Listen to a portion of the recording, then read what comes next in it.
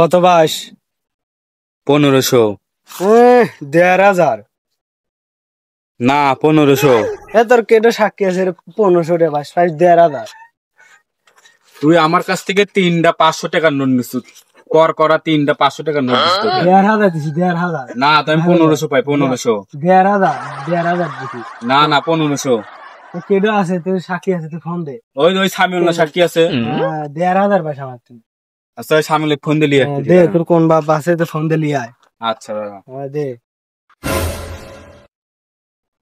Hello Samiul, ওই তুই কোনে রে? তুই দেখে না তুই আপন যে আমার কাছ থেকে 1500 টাকা লিখে তুই দেখিস নি কে? ও কয় 1500, তুই এখানে আয় তো। দাঁড়া আমি তাড়াতাড়ি আসতেছি। আচ্ছা সামুল আসছিস ভালো করছিস।